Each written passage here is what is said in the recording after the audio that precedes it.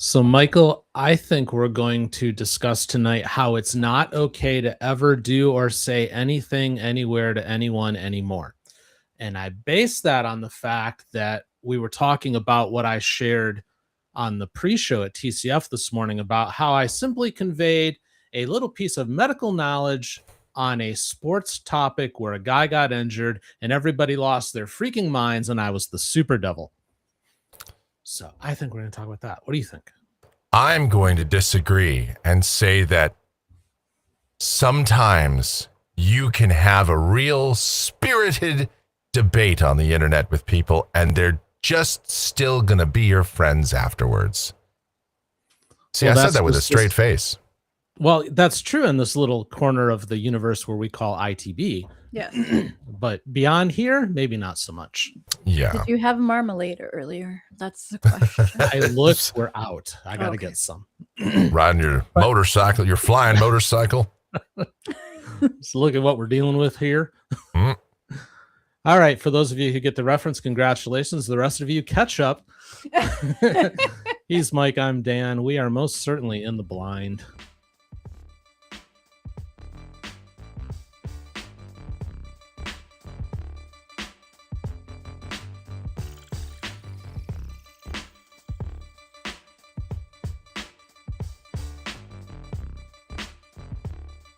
It's in the blind with Mike and Dan.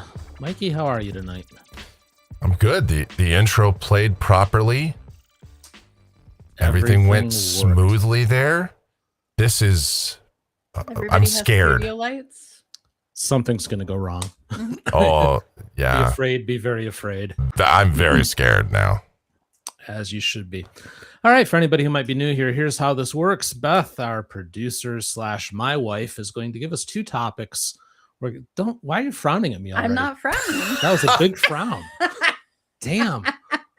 Was I not supposed to mention that you're my wife? Are you offended by that? No, I just Are you trying to set a different kind of personality and aura around yourself that doesn't involve me? Do we need to have a discussion after the show? Very subjugating. All Call I did me was look up from partner. my laptop. No, that was a scowl, my love. Anyways, she's going to give us I two did topics. We're going to try to get through those as best we can. We have no idea what they're going to be, though. And then afterwards, 5 true-false questions, which are all sorts of fun. Okay. That was a big scowl, man. It wasn't a scowl. It most certainly was. It's my resting face. That says a lot about you, my dear. Her resting Beth face. Yes. I knew that was coming. I knew it. Oh, good. Oh, Mike doesn't have Joe's house of meth behind him right now. I don't. Yeah, I'll have to somehow get that back up there, but that requires some technical work. Well, we'll work on it. And Lindsay, since you're out there, do me a favor when you have a moment and check out the backstage chat, if you would be so kind, because I sent you a message. Okie dokie, let's go. Okay. Cold topic number 1.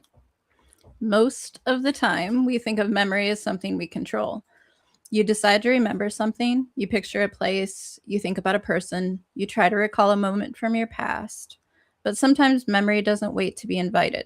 Sometimes all it takes is one song, a few seconds of a melody, a lyric you haven't heard in years, a rhythm from a different part of your life. And suddenly, you're not just remembering the past, you're there. You can see the room, you can feel the weather. You remember who you were with, you remember what version of yourself existed at the moment. A song can bring back a person, a season, a heartbreak, a road trip, a childhood bedroom, a church service, a school dance, a summer you thought would last forever. And what makes it strange is how automatic it can be. You may not have thought about that memory in years. You may not even remember what you had for lunch yesterday, but somehow your brain kept the song. And when it plays again, it can unlock an entire emotional world. Music seems to attach itself to memory different than ordinary information. People with dementia may forget names, places, and recent events, but still remember songs from decades earlier. Some people with speech problems after brain injury may struggle to speak words, but can still sing. A song can survive where other memories disappear, which raises a strange question.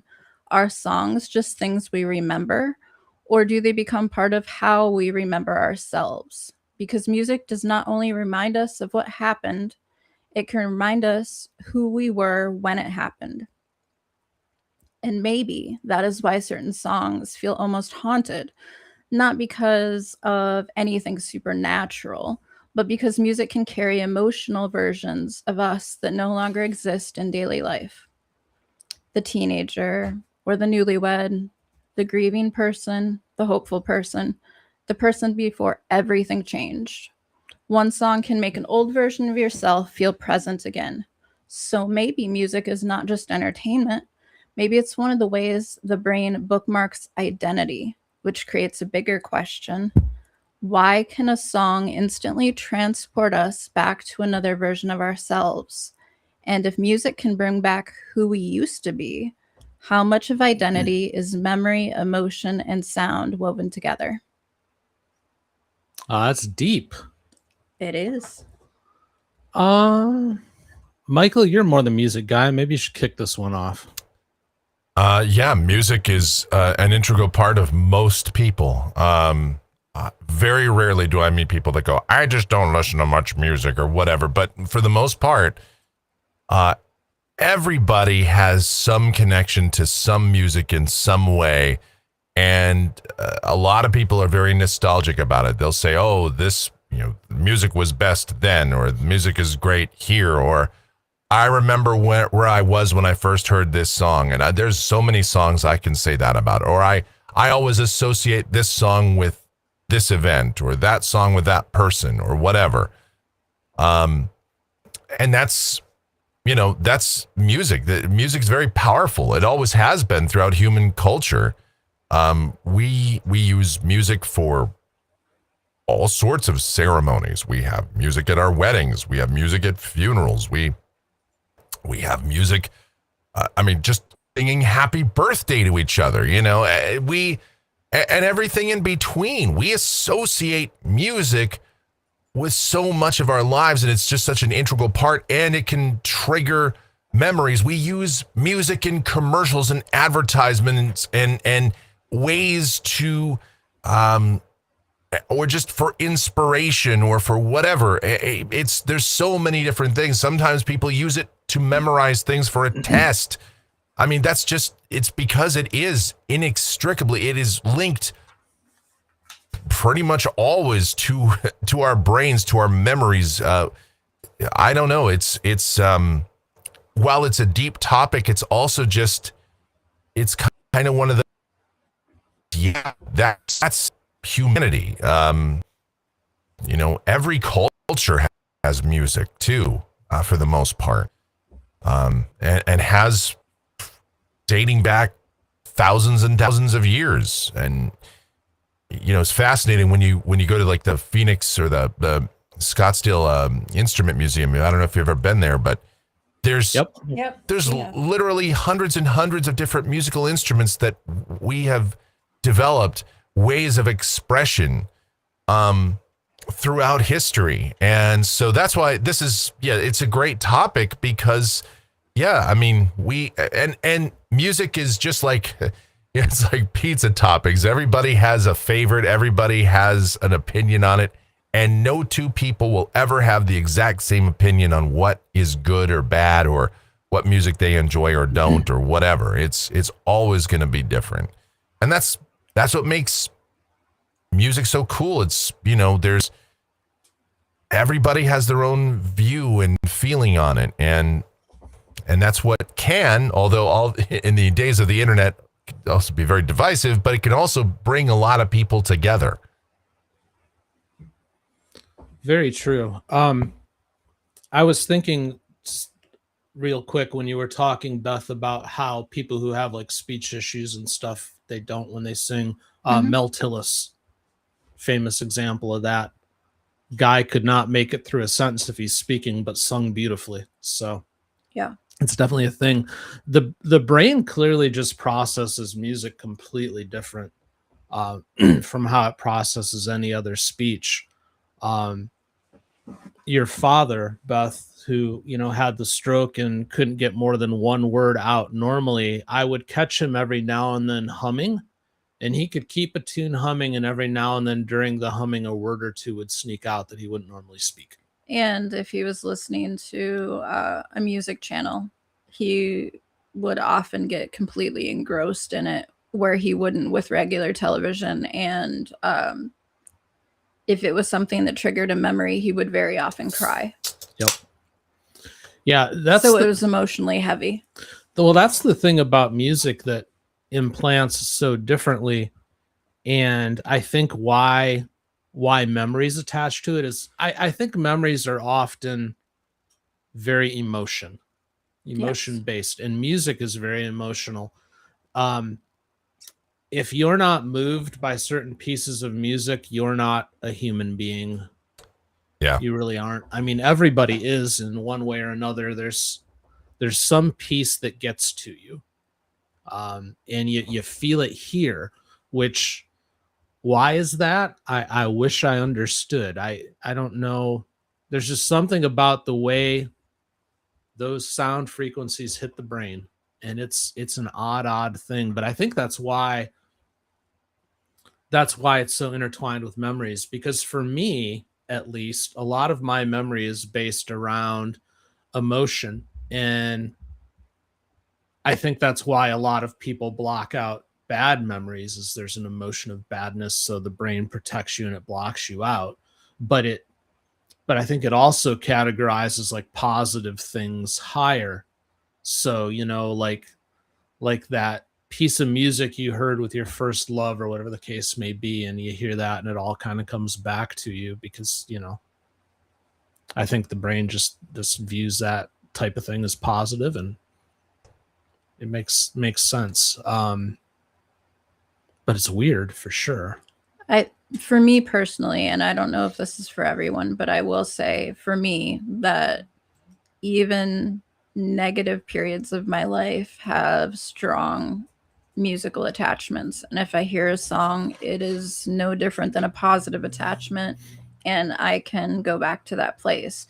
Not that it's bad, because obviously if it's, a song you're listening to, you can choose to listen to it or not. It's more like a controlled faucet. If you don't want to cry, you can turn it off, type of thing. But it still holds the same weight. To me, the negative versus positive has no difference. That's interesting. Because for me, I'm thinking about like different songs that will trigger memories, and I'm having trouble thinking of a song that would trigger a negative for me. Oh, I could sit here and go into like an hour-long dissertation of songs that trigger negative memories for me. No, it's fair. I can't. No, I know. You, Michael, how does it hit for you? Yeah, so there's a lot of nostalgia tied to a lot of different songs. I can, just from the mundane of, I remember where I was when I first heard a song, and I've got a lot of songs like that. Just randomly, like If You Leave by Orchestral Maneuvers in the Dark, all right, OMD. I was in my mom's Mazda 626 going up Central Avenue when I first heard that song come on the radio on KCZP back in 1985. I could tell you it was a partly cloudy day. I mean, I can see the sky out the windshield in front of me. I can tell you everything about it. Full reenactment. Yep. Yeah, I can do that with a lot of different songs. It's just because the radio, is tied to that. There's so many different things. We do this with like news events too, right? But all these things kind of tie into one another. And that's what's so cool about it. So, you're talking about how some people, Mel Tillis, is that who you said we could when they talked, they just could barely get a word out. But then when they sang, it was just, there's a guy I can think of, Chris Rainbow, was a British singer who notably did some vocal work with the Alan Parsons Project on a few of their songs, had a terrible kind of stutter. But sang beautifully. You kind of had a little bit of a speech impediment, a little stutter going on, and was kind of a shy person as a result, but then just had this very, very, nice, smooth, high-end sort of voice. And it was fantastic. And there's a lot of people like that. I love music. I mean, obviously I have, all these different keyboards, and I've been playing piano for years. I love just sitting down and playing, either creating my own or playing other music, that's just, and singing and all that. I enjoy doing that. That's just how connected I am to me. I mean, I run a streaming station where I play music. Yeah. I've been doing that for almost 26 years. Just thousands and thousands and thousands of songs. And, so I don't know, that's my connection to it. And it's such a huge part of life. And, I can instantly go back to that time. So I don't know. It's, and I know, Michelle is the same way. I don't know anybody that's not the same way to some degree. Some people are a little less into music than I am, I guess. Probably most people are a little less than me, but still, everybody seems to have something. Like, for example, my dad loved a lot of, music from the 60s and stuff, but later in life, a few years before he died, he would comment to me, "Oh man, I was up watching David Letterman, and Sheryl Crow came on, and he goes, I really like that song if it makes you happy." So I always associate that song with my dad because he really liked that song. He didn't like a lot of, contemporary music of the time, but a few songs he did. That song and More Than Words by Extreme, for whatever reason, when we got into the car in 1991 and 1992, just could never go anywhere without hearing that song. And he got to really like that song just by sheer attrition. He heard it so often, and he just started to. So there was a few songs in the 90s, 80s and 90s that my dad really associated with. So of course now I always associate those with him, or going someplace with him and my brother and all that. So it's kind of interesting. Yeah, I was thinking of a couple of things while you were talking there. First off, the amount of, at least for me, the amount of music that is stored in my head is insane. Yeah. I have just this crazy volume of music in my head, and it's from like all different genres. Beth will tell you. I do good on those like music shows, whatever, the one that Who's It used to host. Oh, yeah, whatever, it was on Fox in the summer. But I always did well Jamie at those. Foxx. Jamie Foxx, that show, whatever it was he hosted. But I'm really good at those. But it's interesting too. I was thinking about like how certain music implants as a memory, and some of it is stupid and doesn't make sense and is worthless data, but it's there. Like, yeah. I remember the first time I was introduced to Eminem. And it was a week after I took over the store. I used to run stores in the consumer electronics sector, and my music department manager said, "Hey, have you ever heard this stuff?" And she played me Guilty Conscience from Eminem, and that was my first introduction. I remember where we were standing when we listened to it and everything else. And I remember thinking, man, this guy is really talented, but he's also very sick. But why do I remember that? And why do I remember like what we were wearing and where we were standing and all that for something that really doesn't matter? I was in a Target parking lot and somebody was blasting Slim Shady, and I remember that was the first Eminem I heard. So is it because he's become such a phenomenon over the decades? I don't necessarily think so, because there's a lot of music that I could throw out right now that most people would be like, I have no idea what you're even talking about. And I have very strong connections to it. So I don't think it needs to be a big song. It just becomes an anchor point in your life. Yeah, but the anchors are weird. I guess that's my point.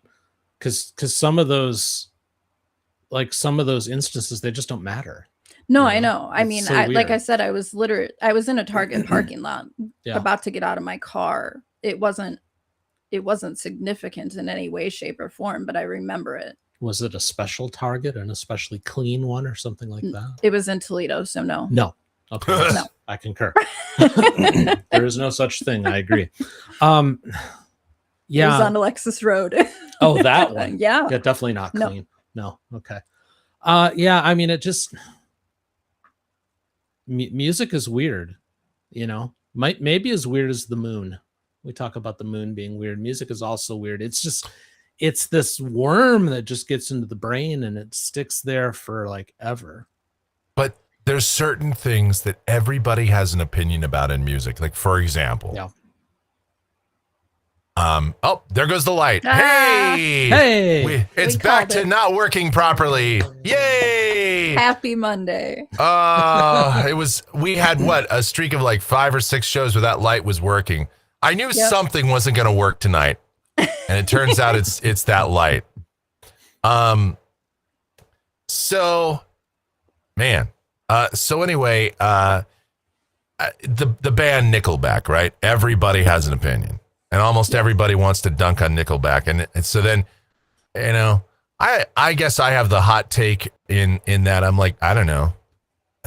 They were just another cookie cutter rock band. I mean, yeah, I can see why people dunk on them, but were they any different in terms of dunkability than Three Doors Down or other bands of the time that produced the same kind of cookie cutter formula, but were also very successful. Let's not forget that.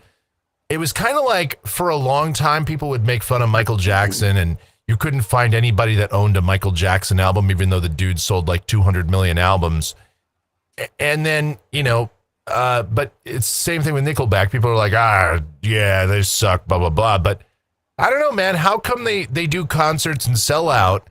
And how come they sold tens of millions of albums and had a voluminous amount of hits, and yet everybody seems to hate him? It's weird. Like, you know, so I feel music is very, you know, it can also be kind of polarizing in that, but it can also, it's just one of those things like everybody has an opinion about certain bands or certain artists.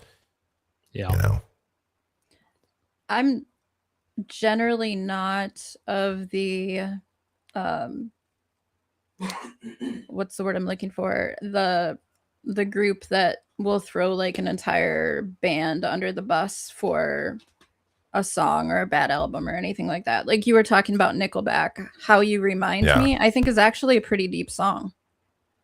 It's not fully surface level if you actually listen to it. That's fair.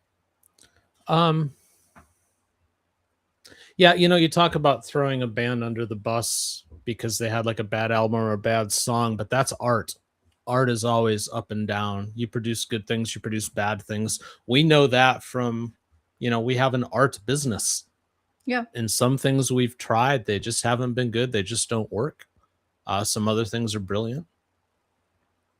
But you're right, Michael. Everybody's got an opinion and they're not afraid to share it. Maybe that was the precursor behavior to the internet. well, everybody having their opinions on songs, and then it just poured it over. As a person that has done many videos and many podcasts making fun of music over the years, I'm certainly not above it.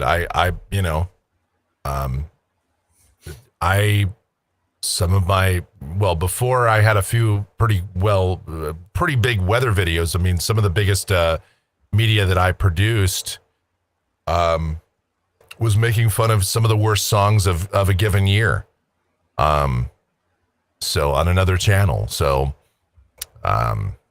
people seem to like, certain songs are, were low hanging fruit, pretty easy to dunk on, so, but yeah, I don't know. It's sometimes it's also fun. It can really bring people together, whether it's for, for cultural significance or for just something to make fun of. Because, I mean, who doesn't like to make fun of Paris Hilton attempting to make music? Yeah.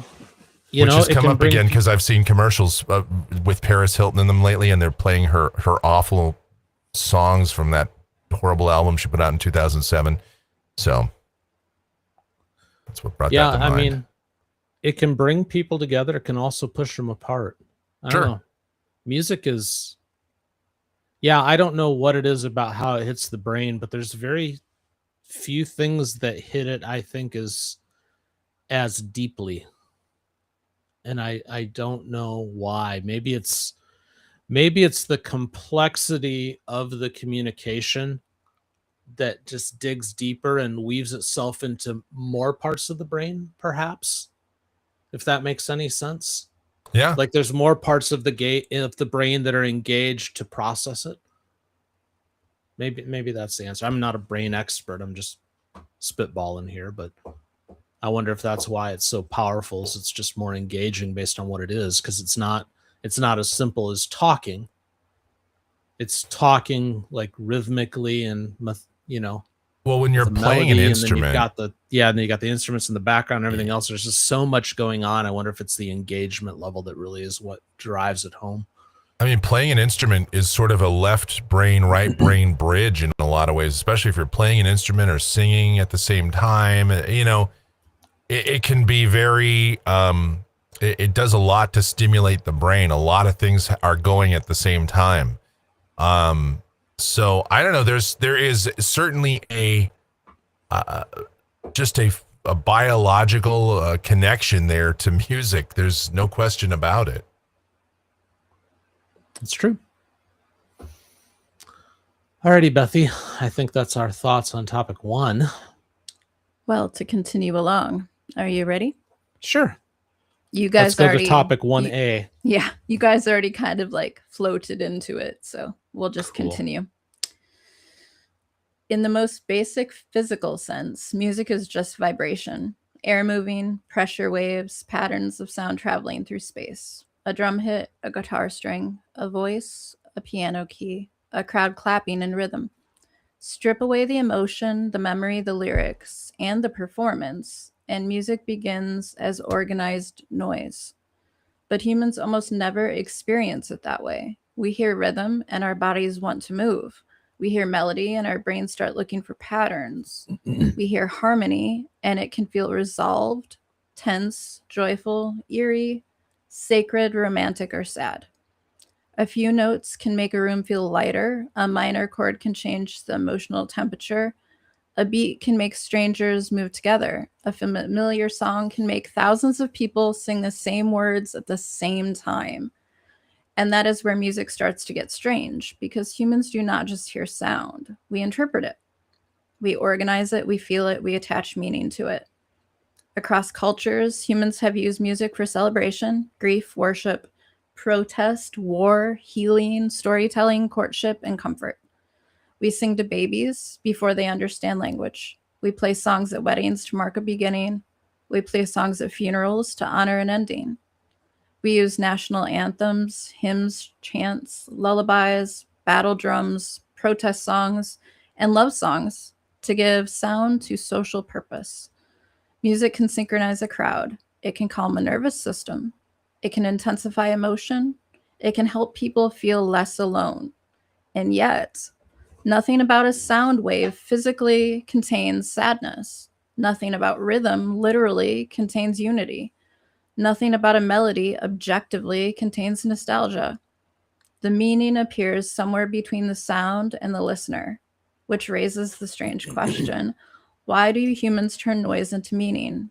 Why does organized vibration become emotion, identity, memory, and connection? Maybe music matters because the human brain is a pattern-seeking machine. Maybe rhythm feels powerful because our bodies are already rhythmic. We have a heartbeat, breath, walk, rocking back and forth with a baby, our speech, our sleep. Those are all rhythmic. Maybe melodies feel meaningful because the brain is always predicting what comes next. maybe harmony feels satisfying because tension and resolution are not just musical ideas, they're emotional ones. And maybe music works because it sits in a strange middle place. It's not fully language, it's not fully math, it's not fully emotion or memory, but somehow touching all of them at the same time. A song can say something without explaining it. A rhythm can unite people without an argument. A melody can communicate grief without needing details. So maybe music is not just sound we enjoy. Maybe it's one of humanity's oldest technologies for turning feeling into structure, which creates the bigger question. When humans hear music, are we simply responding to sound, or are we hearing patterns that teach the brain how to feel? When you use the word technology, to be honest with you, I'm instantly asking the question, and I was starting to ask it to myself as you were talking. Does it go just beyond what we hear? Is it how the sound waves themselves hit us that are part of this emotional journey that we go on, part of how they implant themselves into us? And I ask that because music is simply sound waves organized in a pleasant or meaningful way. But they also use sound waves to do things like break up kidney stones, Yes. to kill people. Mm-hmm. There's speculation that the invasion into Venezuela used some kind of sound wave type of technology because these people were completely debilitated and bleeding out of their ears. And they managed to go in and out of there with like no shots fired. Yeah. So, I mean, there's something to the sound waves themselves where they can be, very damaging. There's been talk about if how is it that they built the pyramids? One of the thoughts was they moved those rocks with some kind of vibration sound wave type of technology. There's, the walls of Jericho falling by the sound of a trumpet. Mm-hmm. So there's a lot of power behind the sound itself, and I wonder if part of our experience with it, part of how it implants upon us, is just how it hits our body in and of itself. I don't know. You, Michael? Yeah, I mean, sound there's a lot of different uses, just like anything man creates. There's always the darker side of how to use it. Sonic waves can be used, to harm people. But I do believe for the most part, I think we use music mostly for good. Although, we've used music to blast people out. We've played, heavy metal or death metal or whatever on a loop outside of a compound to try and get someone out. There's all sorts of different ways that we can and applications that we can use it, just like anything else.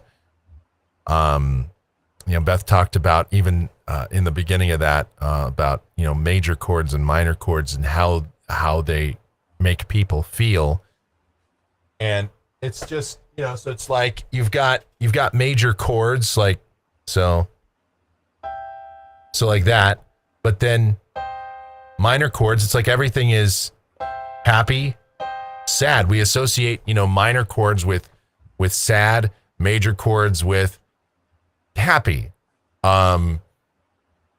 There's no difference. They're just notes. They're just sound waves, and yet we have an association with what those sound waves mean to us in our brains. And that's fascinating. I just think the whole interpretation, the whole way we look at all of this is fascinating. Yeah, it really is. I'm rereading Beth's question here. And again, I'm drawn back to and why humans across every culture turn vibration into music. And I'm stuck on in it's hitting us deeper than just the brain thing now. You know, in the first part, we were more talking about kind of it being this worm that gets into your brain. And now it's striking me as the whole body hears it and the whole body feels it. And maybe that's the deeper connection and why it's so powerful is it's beyond just the brain. You know, it's an energy. Well, yeah. How often, even in the car, are you like tapping your fingers on the steering wheel or slightly like moving your toes or something to whatever's on the radio? I think most people do that all the time without even thinking about it. Oh, yeah. Yeah. Or you're dancing the whole car very unsafely. Well, yeah. But yeah. I mean, everything has a rhythm to it, right? I mean, even our, breathing in and out and our heartbeats and, just nature itself, arguably the entire universe operates on a certain frequency.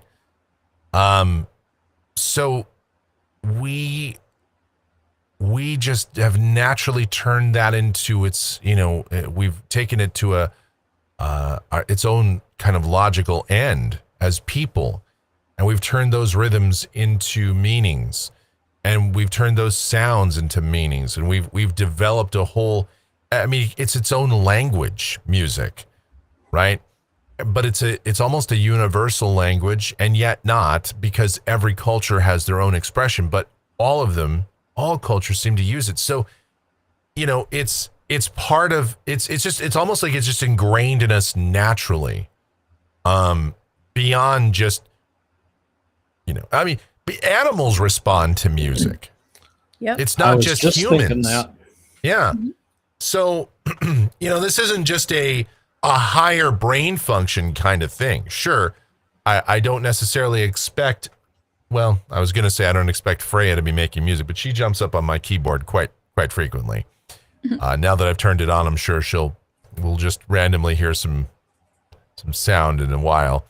But you don't expect a dog or a cat to just sit down and make music. But at the same time, I have certainly seen dogs and cats respond to various songs.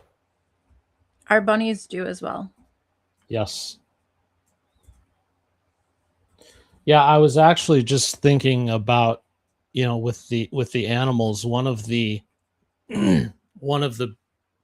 biggest ways that Ellie will connect with me and get affectionate with me is if I just very softly sing to her, and she just like immediately snuggles up, chills out, and that's like the safest place in the world for her. Aww.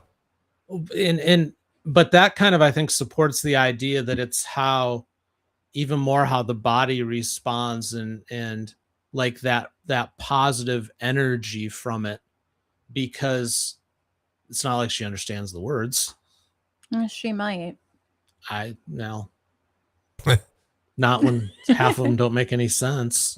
Yeah, but they make sense to her, I suppose. But yeah, I mean, it's, yeah, I think music is so powerful for us because, I mean, ultimately it's, sound is just a wave is energy. And I think it's just how the energy hits the body and the whole body is interpreting it. I've not necessarily thought of music like this before today, but this is why we do this show. Yeah. And it does make some sense to me. It does. I don't know. This is one of those and again, this is one of those topics like everybody's going to have an opinion about. And that's another thing that makes it so cool, is because everybody can join in on a conversation like that. We may not agree necessarily on all aspects of music, but we can all certainly agree on the general idea that, music is just a big part of our lives, and we can at least have that discussion. Yeah. So a little bit off topic, but I think the chat will appreciate me doing this. They may feel that the music is currently boring a hole into your head. because your green screen's getting interpreted real weird, and there's this nice big hole in the kind of the middle of your head right There now. actually is, yeah. Oh, So, I'll have to. so I don't know. I have to fix this, but yeah. it's fine. But see, this is what happens when music gets out of control. It gets to be damaging. Yes. Yeah. And no, we can't have that either. Now I have to fix something. Well- I have to do in the blind technical operations. In the blind, under the desk.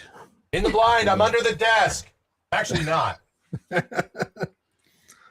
Good shot of your armpit, though. Yes. So there's that. Well, that's back on for now, but A little better. for how long? Now it just looks like a flowing river. Oh, really? It's that bad? Nah, it's okay. Oh my Don't worry. God. It's What all the right. hell is going on, man? I don't know what the hell's going on. I don't know how this happened. How did this happen? Oh my God. As in the blind suddenly turns into sidebar. Mhm. As we I take a know. little sidebar. But anyways, Well, we were talking about some of the unique uses for music. And obviously, like Michael pointed out, it can be used for good and bad, but music can be used to regulate a nervous system. But it's also very widely known that it's also used in the black sites when they're interrogating people, not just from the US, but from other countries as well. There. yeah. Where they're blasting the folks that they picked up over in the Middle East with like Megadeth and stuff Yeah. like that. Yep. Yeah. Yeah. For like 72 hours straight. Yep.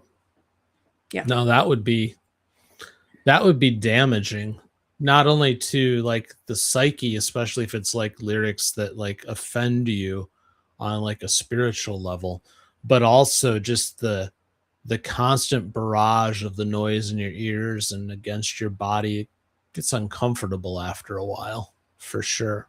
Because you know the songs aren't on repeat, they're randomized. Yeah. If they were on repeat, somebody would be able to, after a certain amount of time, they'd start to normalize it Yeah. because that's just what your body does with rhythm. But yeah, big difference there. Well, it's not music related, but you're talking about like how music damaged people. Just sounds in general can damage people. You know, going back to the Waco reference that I know you were trying to make earlier, Michael. Another thing they were blasting at him was the sound of dying rabbits. Which, if you've never heard a rabbit die, unfortunately, I have in my arms once. They let out a screech that you will never forget. Oof. But there's this sound that just embeds within you, and it's not pleasant. And I mean, so you know, when we're talking about sound in general, I think it goes even beyond music. Just it's interesting what a force it is. Yeah. I guess, for good or for evil. But I suppose some of it makes sense if you think about how the body interprets sound. Some of it's a warning. Some of it is pleasant. Some of it is welcoming. I don't know. Yeah. So Some of it can be obviously- hypnotic. Yes. Yeah. So obviously, we've already established that music has pattern and emotion. But do you guys think it's closer to language, math, or feeling? Well, you've told me before, as I've never been able to read sheet music, and they've tried my entire life to make that happen for me, and it's never made sense. And you've always told me it's a math problem. It is a math problem. But I don't see it that way. I've never been able to look at it and see it that way. I've never had a chance to try to teach you, though. Well, it's You've not never because I had didn't time. invite you. No, to do we so. just haven't had time. But I can read tab for a guitar, and that makes sense to me. So I don't know. For me, music is not math. More rhythm, more emotion. It is not 2 plus It's 2 math to for me, me. but But in a different way. I can't read music, but I can play it, and I can put it together. But I can't I can't read it. It doesn't make sense to me. Now that's interesting because you're very good at it. You're incredibly good at it. Yeah, but I can't read it. I don't know. Yeah, it's weird. So how do you then go about interpreting the song that you want to play and getting it out your fingers onto your keyboard? How does that process work for you? I'm just curious now. I have to hear it. Me too. And so I hear it, and then I just reconstruct it based on what I'm hearing. You know, I do it just a bit at a time. Like I'll hear the bass part, and I'll work out the bass part. You know, I'll be over here, and I'll just, you know, it's like, you know, you got, you know, you hear the bass or whatever, and then, you know, then you work out like the melody, you know, it's like that, and you're kind of figuring it out that way.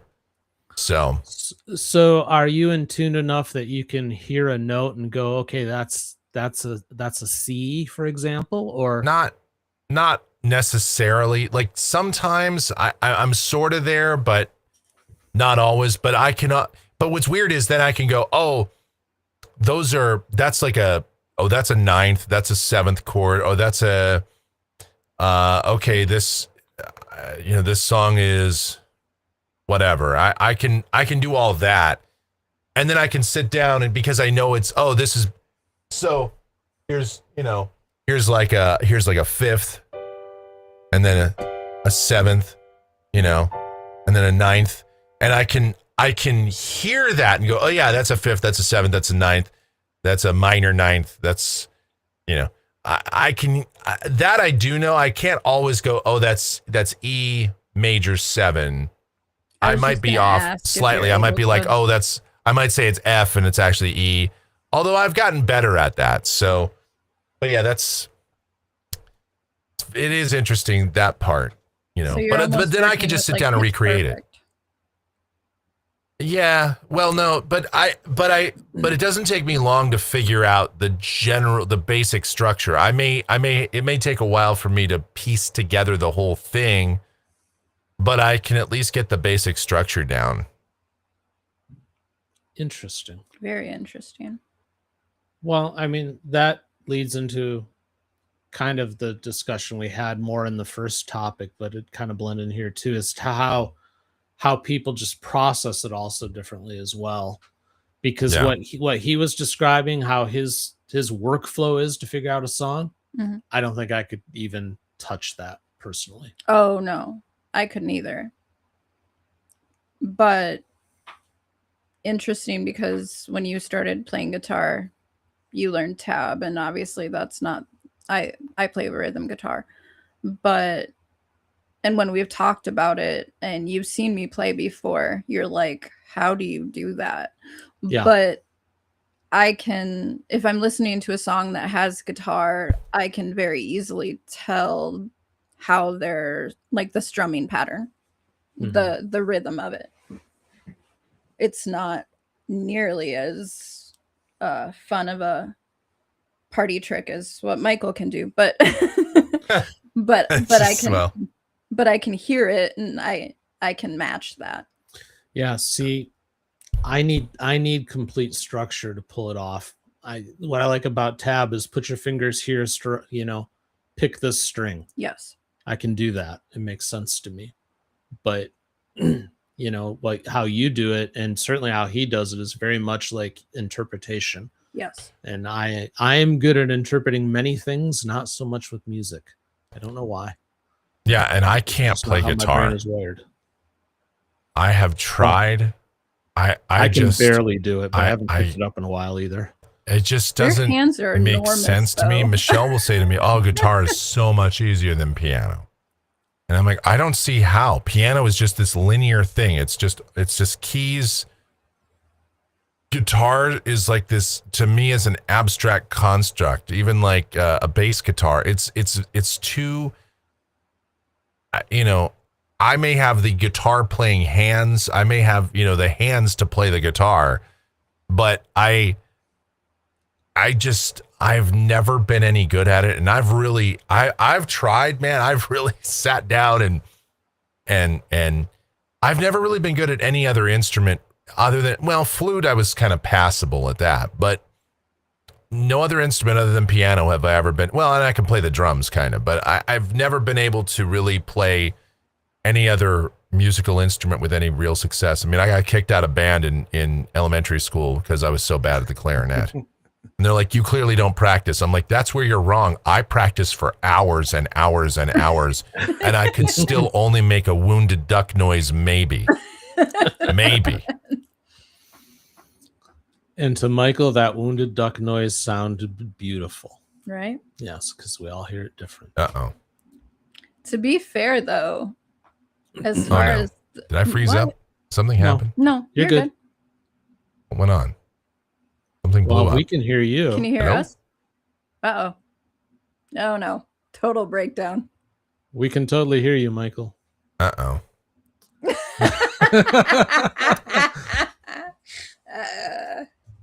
You. All right. This is like a Rod Serling episode. This is a Twilight Zone. Are you there? Can you hear us now? Everything just froze. Still can't hear us? Is this my browser? Oh, God. Okay. Put a 1 in the chat if you can hear Beth and me, just so we're certain. Daniel? Yeah. Are you there?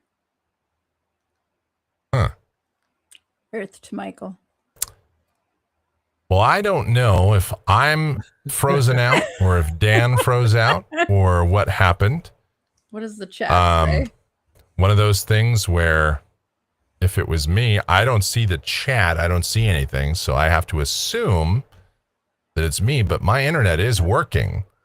Yeah, it is you, so Michael. Something blew up. Something went wrong in this discussion about music. Something strange has happened. Let's text Michael. This, ladies and gentlemen, is the beauty of live. Until I know otherwise, programming. Maybe it's me that's still here and Dan isn't. Nope. No, we're here. Let me see. You're here. You just don't know that you're here. All right. There's Michael. We hear Michael, but Michael cannot hear us. There's something curious that happened. We hear you. You can't hear us.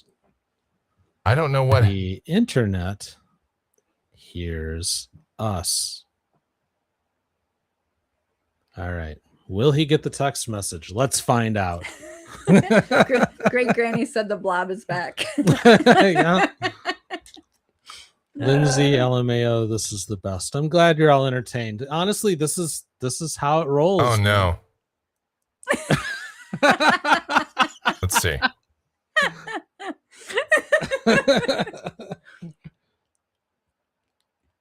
Oh, okay. So you hear me. Okay, I have an idea. So here's what I'm going to do. I can do this. Hang on. Let me see if I can fix this. This is so worth not curling tonight. I'll have to fix it like this. All right. We'll wait for him to come back.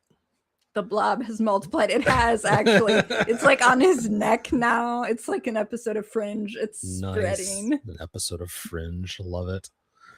All right. So we'll get to the true false round here shortly. We're just waiting on Michael to figure his stuff out. Thank you all for being here this evening. If you haven't already, smushify that like button.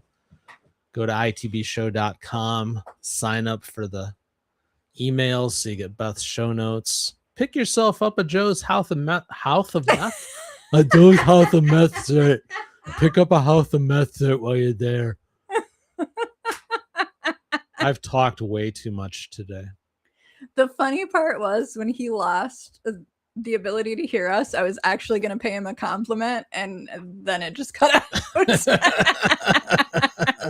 No compliment for you.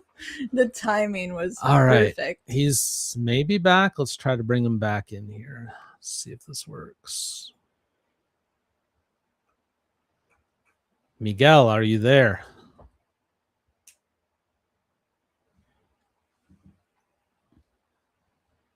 Huh. Maybe it was my gazpacho. It could be. Yeah, that'll happen. Michael, Can you hear us? Oh, no. Oh, God. Now we can't hear you him made at it all. worse. We can't hear you now.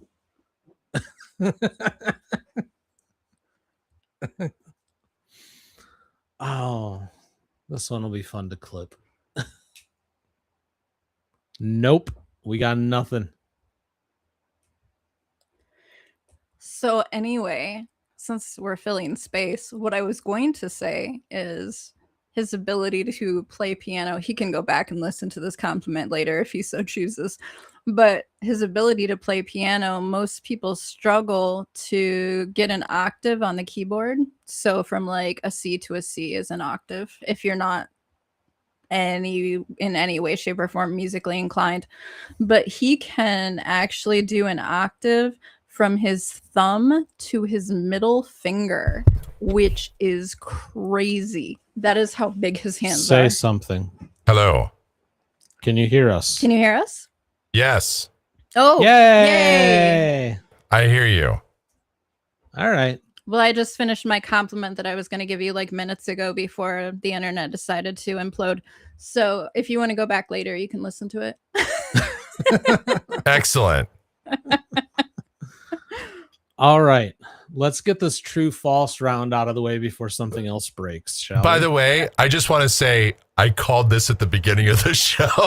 You did. You did. You actually did. Yep.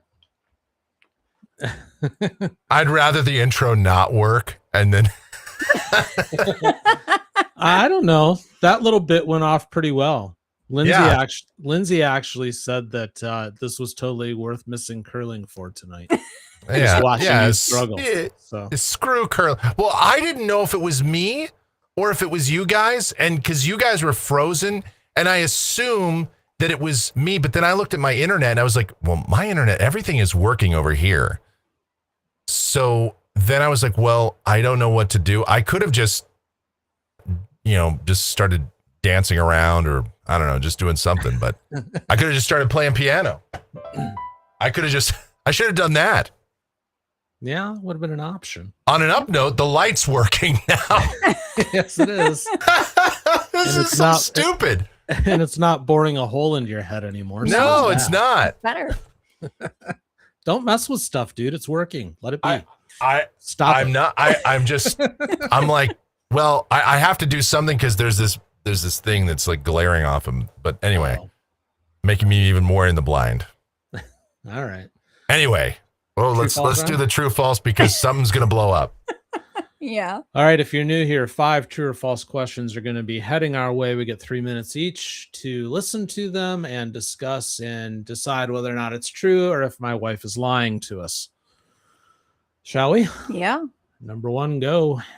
Astronauts in space completely lose the ability to cry because tears cannot properly form in zero gravity.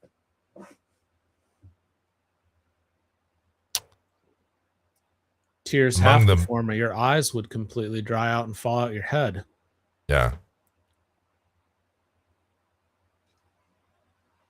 Yeah. No, I think so. I think you can still cry. I mean, they'd be these weird floaty tears. Yeah. Just makes me think of a Family Guy that I don't think I can share that exactly, but it's like a snow globe. Anyway, different. Yes, the same kind of concept, though. Fair. Gross.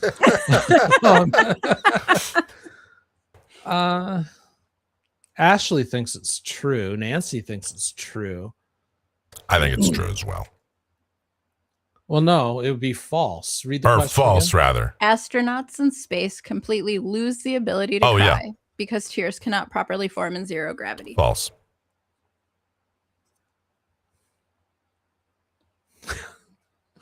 Lindsay's now caught up with the joke. What do you think, Freya? Hi, Freya. Yeah, I'm false on this. Yeah, lock in. Yes. All right. It is false. Yay. Which honestly feels a little bit unfair because space has already taken enough from humanity. Astronauts absolutely can cry in space. The problem is not making tears. The problem is what happens next. Without gravity, tears don't fall normally down the face, like Dan guessed. Instead, the liquid can pool around the eyes, cling to the skin, form floating blobs, and become an irritating little ball of sadness that's trapped on your face. So astronauts can cry. They just cannot have a dramatic cinematic tear rolling slowly down the cheek while staring out the window at Earth experience. Well, I think that NASA or Elon Musk or whoever's running the show now would want to discourage the crying anyways, because the last thing you want are loose liquids floating around the capsule, getting into panels and whatnot and shorting stuff out.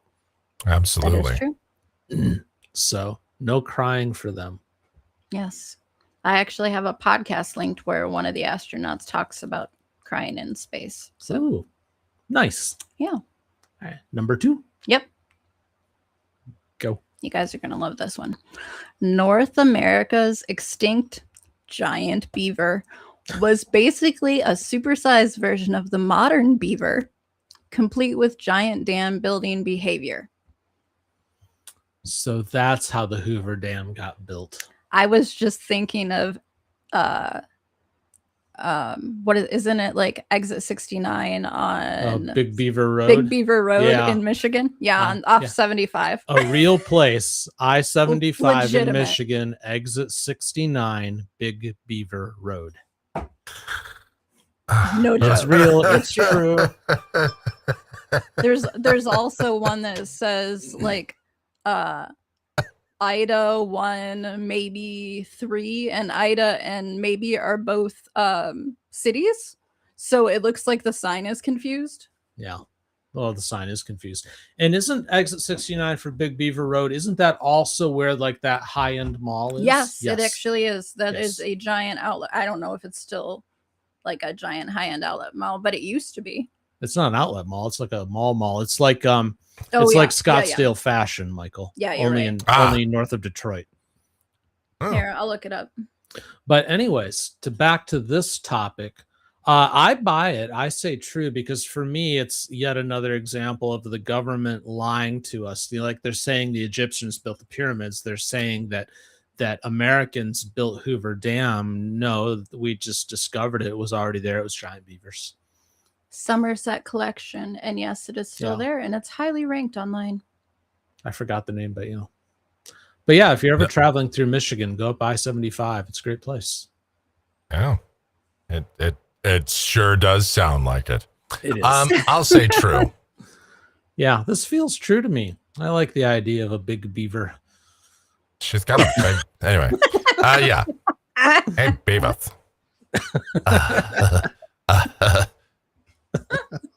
Lord. As we devolve, all right, we're both true. Okay. This is false. Oh, boo. Humanity saw a giant prehistoric beaver and immediately started making assumptions. The giant beaver was real. It was enormous. It was roughly bear-sized in some estimates. It had massive teeth and lived in North America during the Ice Age. But despite the mental image of what this creates, for good or bad, scientists do not think it behaved like a giant modern-day dam engineer. Evidence suggests the extinct giant beaver likely spent more time in wetlands eating aquatic plants rather than chopping down forests and constructing dams like modern beavers, which means somehow along the line, our brains basically went large beaver equals large construction project. And evolution said, no, this one was apparently just a giant swamp rodent. And that's kind of disappointing. Yeah, it is. Where's the It's a good fun name in for a that? band, though. Giant swamp Swamp road. Swamp rodent, yes. I agree. I like it. I should have tried to find it was the Ice Age, so I doubt there's actual pictures out there, but I was going to say I should try to find like a reconstructed picture. A reconstructed beaver? Yeah, a reconstructed beaver. Mm. Sounds painful. It's- Anyway, moving on. Yeah. After a messy birth, what are you going to do? I know. I just have a question. Yeah. Is this a goddamn?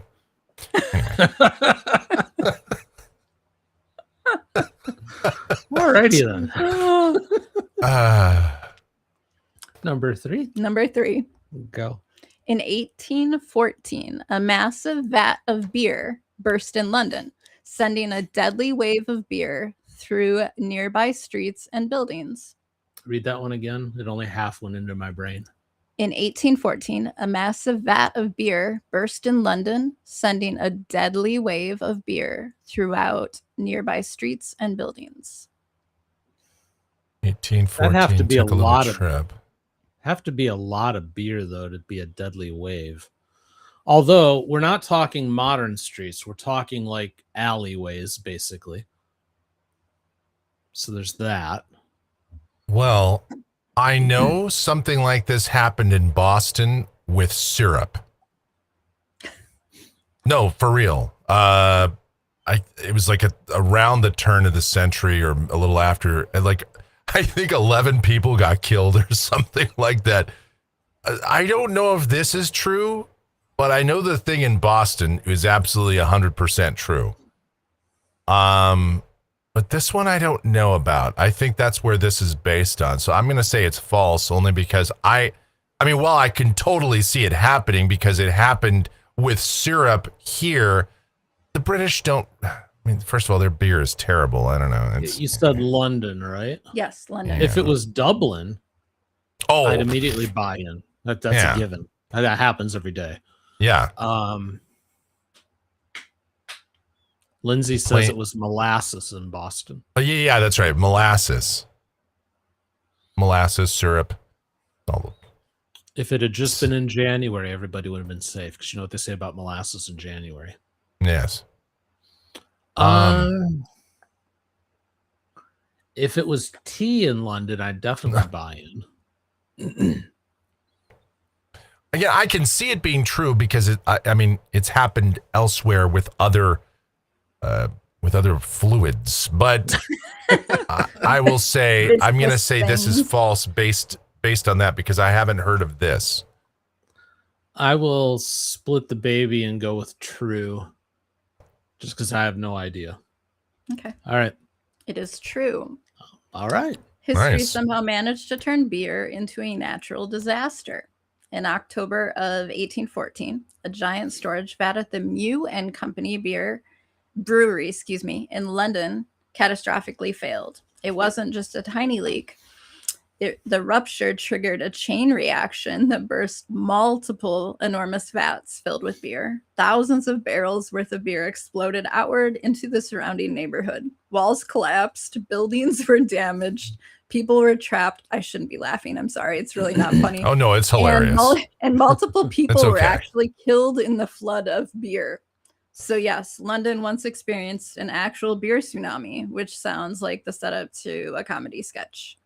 Until you remember that physics doesn't care what liquid is currently destroying in your house. And then It almost a sounds like century something we later, would've- Boston did the same thing, but with molasses. It sounds like something we would have seen on The Simpsons. It does, actually. Especially with the name Mew and Co. Yeah. Anyway. It's wicked stupid. I like that it was in October, too. Is that like Yeah. a precursor to like Oktoberfest? Did the Germans do it? It could be. I mean, Was that How dare they what- take our holiday? The Germans doing something evil? Of course not. Stop it. Stop. Was I will that not like have the good name of Germany tarnished here. I was going to say, was that like the First Reich? right, the First Reich. Oh, you know, gotta start somewhere. First, they took our beer. Next thing you know, they'll take our bratwurst They're like, what and do our we potato know? salad. It's ridiculous, No these beer. Brits. What are they doing? All of them. One day we will conquer them. You realize, of course, this means war. What are we on? 4? 4. All right, go.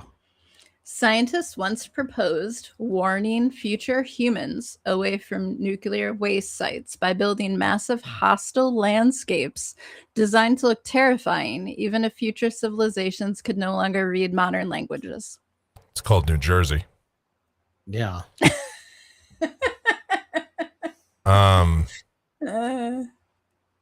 So they build a hellscape around a nuclear waste site. Scientists once proposed warning future humans away from nuclear waste sites by building massive hostile landscapes designed to look terrifying, even if future civilizations could no longer read modern languages. So I'm picturing like two fences, an inner fence and an outer fence, with like a fleet of cocaine bears roaming in the middle. Fentanyl shark. Anyway. Fentanyl shark, yes. Oh, this is the most quiet we've had the whole episode. I would say that it seems totally ridiculous. But would scientists propose something like that? I mean, I don't know if yeah, maybe. I mean, put up the scariest thing possible. All right. Well, I mean, I suppose we could just, yeah, we could do that. Yeah, that would make sense. I could see that being true. This doesn't sound to me like something that would be proposed by scientists. It sounds to me like something that would be proposed by any of the last 5 or so administrations. Just pick any one of them. And I think that in the future we're gonna have lots of nuclear waste, like so much nuclear waste. Like it's gonna be the most nuclear waste because that's what we do. We're the best at nuclear waste. So I propose we create a landscape with murals of Rosie O'Donnell and Star Jones. That would work. And Lizzo. That would work. It's gonna be great. It's gonna be great. What do you think, Joe? I think it's a great idea, Don.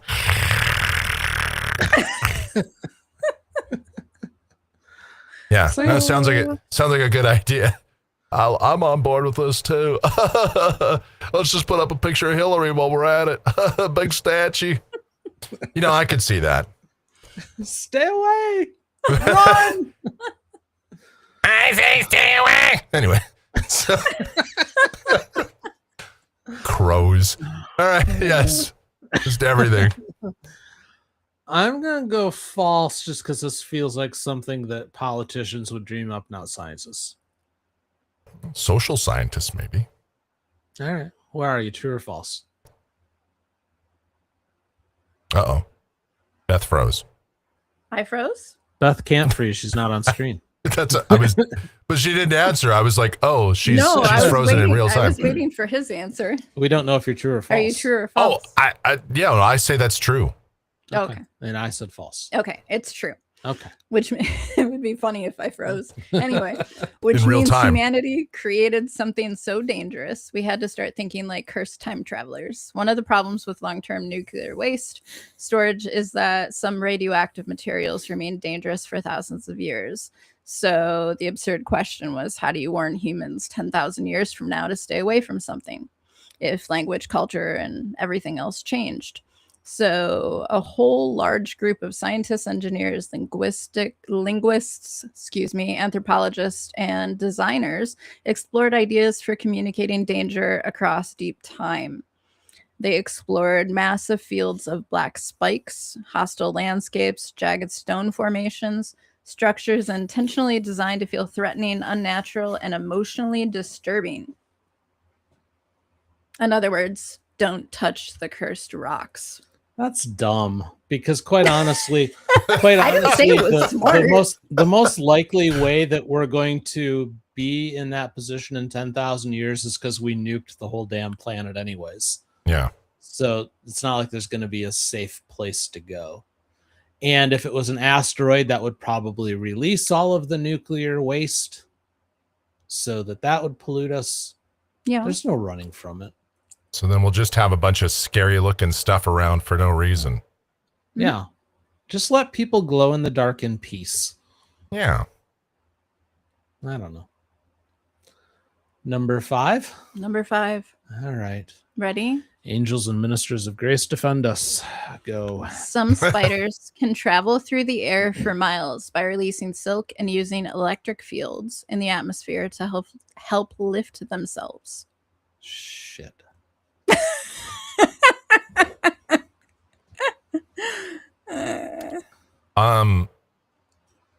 Air spiders are scary. Flying spiders. I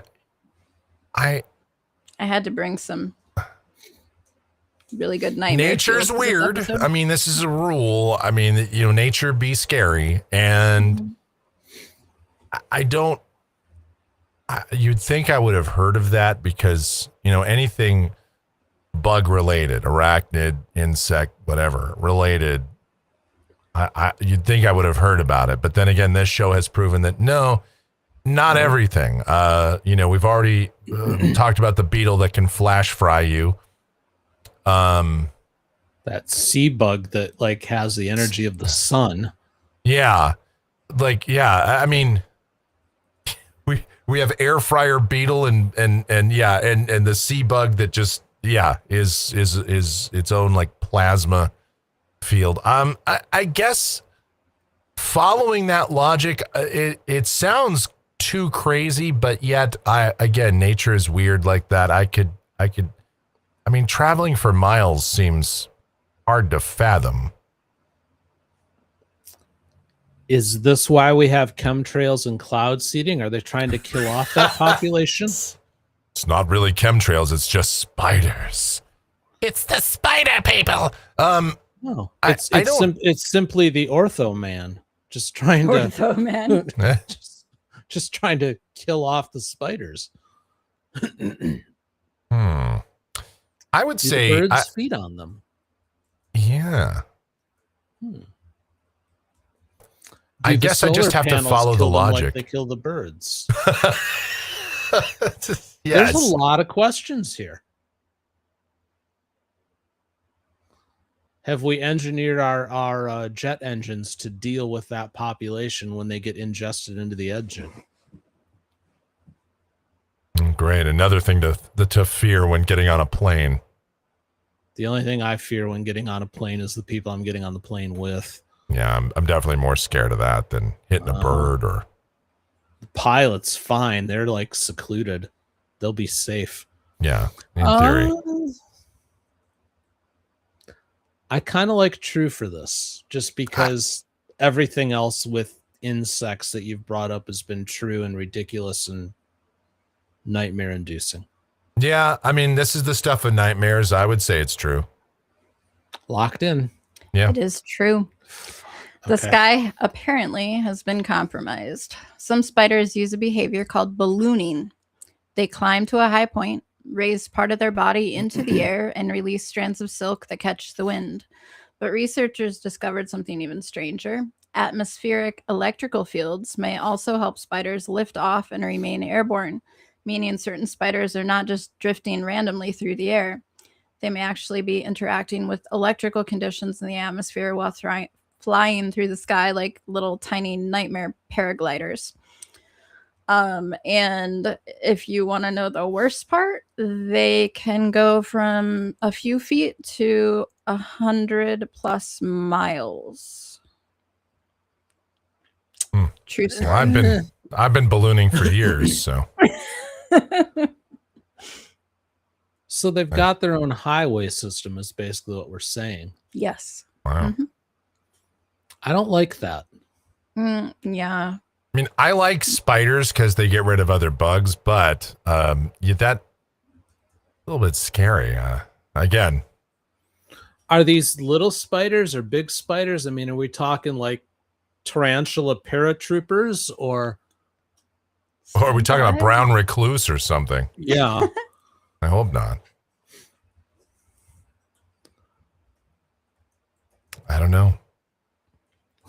Now I'm Lindsay, scared. Remind me to never go outside again. Right. Well, you do indoor sports, so this is the part of In the Blind where we scare you to death. Right? I can't wait for a Halloween episode. Oh God. Okay. Halloween. I Oh just no, got Halloween's like on a Saturday, I think. So yeah. No, we can do it anyways. Yeah. Pre-record it. So it's usually smaller spiders. There's a whole bunch of different ones that do it. A lot of them I've personally never heard of before, but some of them are like ones that you probably have heard of that are not necessarily safe, like wolf spiders. Wolf spiders can do that. Mm. Those are very popular in the upper northwest. Wolf Mhm. spiders. They're poisonous. They're popular. That's Well, an interesting, popular, like interesting choice. prolific. People love their wolf spiders up Oh there. yeah. The wolf spider, beloved by so many. Yes. I meant prolific. Sorry. No, it's cool. Actually, it's not cool at all. This No. Frightening. is freaking frightening. I'm terrified. There's also a type of spider that's called the money spider, which I've never heard of, that can do it as well. Ugh. In a Swiss study, they made up about 60% of captured ballooning spiders, for whatever that's worth. I don't like the idea of them just like randomly flinging through the air. No. Flying on the wind. Yeah. I'm a little scared now. Well, I don't like that at now all. I think we need to cancel wind. There can be no more wind because the spiders have abused it. I mean, growing up in the Midwest, we had like bats everywhere, and that was bad enough. But no, just no. Yeah, but I mean, if we were talking about Australia, I'd expect this. Oh, Yeah. for sure. Right, mate. you're saying Yeah. Here's the thing I about mean- Australia, mate. Don't go outside your home, or you're dead. Simple as that, mate. Simple I as mean, that. If you told me kangaroos were doing it, I'd say, yeah. That The tracks. roos, they can fly. Roos can fly. Birds can burrow underground, mate. It's crazy down here. Yeah. All right. Well, thank you for scaring us, my dear. Yes, You're now very we're all welcome. terrified, and we don't want to leave our houses because it's not even the humans that are bad anymore. Now we're also afraid of all the wildlife. So great. All